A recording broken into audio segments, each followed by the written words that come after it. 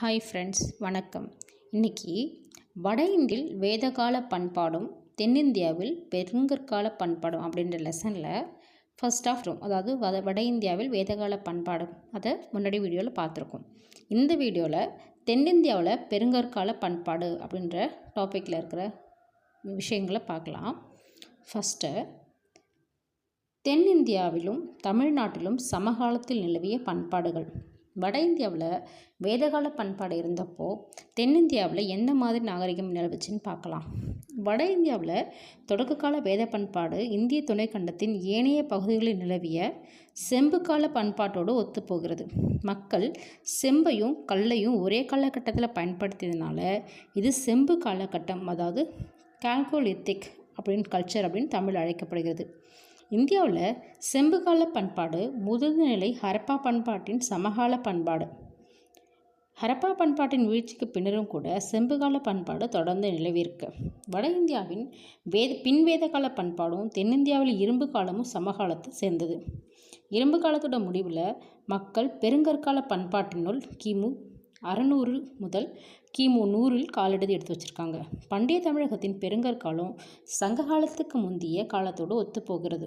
கருப்பு மற்றும் சிவப்பு நிற மண்பாண்டங்கள் பெருங்கற்காலத்தின் ஒரு கூறாக உள்ளது. இந்த மாதிரி கலர் மண்பாண்டங்கள்லாம் கொடுத்தாங்கன்னா அதை நல்லா நோட் பண்ணிக்கோங்க. ஏன்னா இந்த காலத்தில் எந்த மண்பாண்டம் யூஸ் பண்ணியிருக்காங்கன்னு கேட்பாங்க. அடுத்தது, தமிழ்நாட்டோட பெருங்கற்காலம் அல்லது இரும்பு காலம். பெருங்கற்காலம் ஆங்கிலத்தில் மெகாலித்திக் ஏஜ் அப்படின்னு அழைக்கப்படுது. மெகாலித்னா கிரேக்க சொல்லாகும். மெகா அப்படின்றது பெரிய அப்படின்னும், லித்துன்னா கல் அப்படின்னும் பொருள். இறந்தவர்களை புதைத்த இடங்களில் கற்பலகைகள் கொண்டு மூடியதுனால இந்த காலம் பெருங்கற்காலம் அப்படின்னு அழைக்கப்படுது. தமிழகத்தில் உள்ள பெருங்கற்கால அல்லது இரும்பு கால தொல்லியல் ஆய்விடங்கள் என்னன்னு பார்க்கலாம். ஆதிச்சநல்லூர் எங்கே அமைஞ்சிருக்குன்னா தூத்துக்குடி மாவட்டத்தில். இங்கு மேற்கொள்ளப்பட்ட அகழாய்வில் என்னென்ன கிடச்சிருக்குன்னு பார்த்தீங்கன்னா, முதுமக்கள் தாழிகள், பல வகைப்பட்ட மண்பாண்டங்கள், கருப்பு சிவப்பு கலரில், இரும்பாலான குத்துவாள், கத்திகள், ஈட்டிகள், அம்புகள், சில கல்மணிகள், ஒரு சில தங்க ஆபரணங்கள் கிடச்சிருக்கு. அதுக்கப்புறம் ரொம்ப முக்கியம், வீட்டு விலங்குகள் மற்றும் காட்டு விலங்குகளான புலி, யானை, மான் போன்றவற்றோட வெண்கலத்தாலான உருவங்களும் கிடச்சிருக்கு. அடுத்தது, கீழடி சிவகங்கை மாவட்டம். எங்கெங்கே என்னென்ன கிடச்சிருக்குன்னு நல்லா பார்த்துக்கோங்க. ஏன்னா பொறுத்துகையில் இதை கொடுத்து இது எங்கே கிடச்சிது அப்படின்னு சொல்லிட்டு கேட்பாங்க. கீழடி எங்கே இருக்குன்னா சிவகங்கை மாவட்டத்தில் இருக்குது. இந்திய தொல்பொருள் ஆய்வுத்துறை திருப்பத்தூர் தாலுகாவில் கீழடி கிராமத்தில் சங்க காலத்தை சேர்ந்த பழமையான நகரத்தை அகழ்ந்து ஆய்வு செஞ்சுருக்கிறாங்க. செங்கற்களால் கட்டப்பட்ட கட்டடங்கள், நன்கு அமைக்கப்பட்ட வடிகால் அமைப்பு போன்ற சான்றுகள் இந்த ஆய்வில் கிடச்சிருக்கு. மேலும் தமிழ் பிராமி எழுத்துக்கள் பொறிக்கப்பட்டுள்ள மட்பாண்டங்கள், கண்ணாடியிலான மணிகள், செம்மணிகள், வெங்கல் படிகம், முத்துக்கள், தங்க ஆபரணங்கள், இரும்பு பொருட்கள், சங்கு வளையல்கள், அதுக்கப்புறம் தந்தத்தால் செய்யப்பட்ட பகடை, அதெல்லாம் எங்கே கிடச்சிதுன்னா கீழடியில் தான் கிடச்சிருக்கு. தந்தத்தால் செய்யப்பட்ட பகடை கீழடியில். அதுக்கப்புறம் வீட்டு விலங்குகள் புலி, யானை, மான் போன்ற வெண்கல உருவங்கள் ஆதிச்சநல்லூரில்.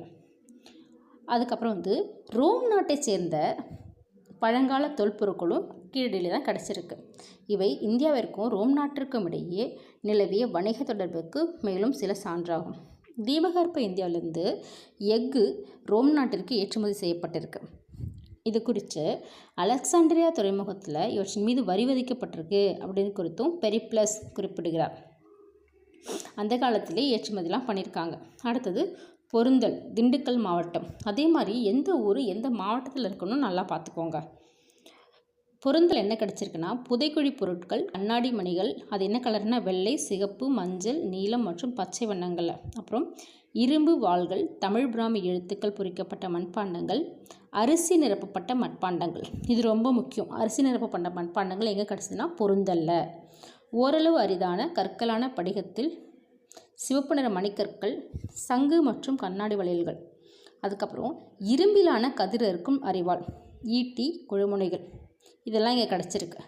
அரிசி நிரம்பிய பானை, மக்கள் முக்கிய உணவாக அரிசி இருந்தது அப்படின்றத மெய்ப்பிக்குது. அரிசி நிரம்பிய பானை எங்கே இருக்குன்னா பொருந்தல்ல. அது மாதிரி தந்தத்திலான பகடை எங்கே இருக்குன்னா கீழடியில். ஆதிச்சநல்லூரில் ரொம்ப முக்கியமாக என்ன கிடச்சிதுன்னா அந்த வெண்கலத்திலான உருவங்கள். அதுக்கப்புறம் பையம்பள்ளி வேலூர் மாவட்டத்தில் அமைஞ்சிருக்கும்.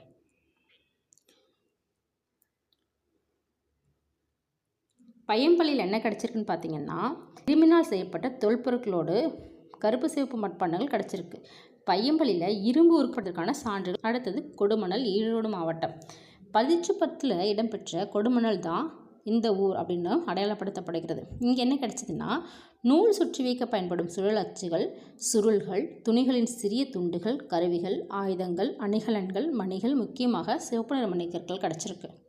அதுக்கப்புறம் தமிழ்நாட்டில் பெருங்கற்கால நினைவு சின்னங்கள்.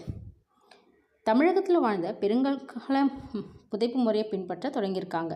இம்முறையின்படி இழந்தவர்கள் உடல் பெரிய மட்பாண்டத்தில் வச்சு ஏனைய சில பொருட்களும் அதோடு வைக்கப்படும். இந்த பெருங்கற்கால நினைவு சின்னங்கள் இரும்பை குறித்த அறிவை பெற்றிருக்க சமூகமாக கூடி வாழத்திருந்திருந்த மிகவும் முன்னேறிய தமிழ் நகரத்துக்கான சாட்சியாக இருக்கு. அடுத்தது கற்திட்டைகள். அதெல்லாம் எங்கே கிடைச்சிருக்கு பார்த்தீங்கன்னா, ஒருத்தவங்க இறந்ததுக்கப்புறம் 2 பக்கமும் கற்பல்கள் செங்குத்தாக நடைபெற்று அவற்றின் மீது மற்றொரு கிழக்கு பக்கத்தில் வைக்கப்படும். இதான் கற்திட்டை. இது எங்கே கிடைக்குதுன்னா, வீரராகபுரம் காஞ்சிபுரம் மாவட்டத்தில், கும்மாளமருதுப்பட்டி திண்டுக்கல் மாவட்டம், நரசிங்கம்பட்டி மதுரை மாவட்டத்துக்கிட்ட கிடச்சிருக்கு. அதுக்கப்புறம் நினைவுக்கர். நினைவுக்கர் பிரிட்டானிய மொழியில் மென்ஹிர் அப்படின்னு சொல்கிறாங்க. மென்னுன்னா கல், கிர் என்றால் நீளமானன்னு பொருள். ஒரே கல் நீளமான தூள் மாதிரி வச்சுருப்பாங்க. இதான். இது எங்கே கிடச்சிதுன்னா, திருப்பூர் மாவட்டம் சிங்கடிப்பாளையம், தேனி மாவட்டம் வெம்பூர் ஆகிய இடங்களில் இந்த மாதிரி நினைவு தூண் இருக்குது. அதுக்கப்புறம் உப்பாற்றின் இரு கரைகளிலும் பழங்கால வாழ்விடங்கள் இருந்ததையும் சுட்டி காட்டுது. மதுரை மாவட்டம் நரசிங்கப்பட்டியிலையும், ஈரோடு மாவட்டம் குமரிக்கல் பாளையத்திலும், கொடுமணலில் கூட இது மாதிரி நினைவு தூண்கள் இருக்குது. அடுத்தது நடுக்கற்கள். இறந்து போகிற வீரனோட நிறைவை போற்றும் வகையில் நடப்படும் கல் தான் நடுக்கல். தனது கிராமத்தை கொடிய விலங்குகளோ அல்லது எதிரிகள்கிட்ட காப்பாற்றும் முயற்சியில் மதிப்பு வாய்ந்த மரணத்தை தழுவிய வீரர்களின் நினைவாக நடப்படுவது தான் நடுக்கல். இந்த மாதிரி நடுக்கற்கள் எங்கே இருக்குன்னு பார்த்தீங்கன்னா, திண்டுக்கல் மாவட்டம் பழனிக்கரிகள், மானூர், தூத்துக்குடி மாவட்டம் வெள்ளாளன்கோட்டை, திண்டுக்கல்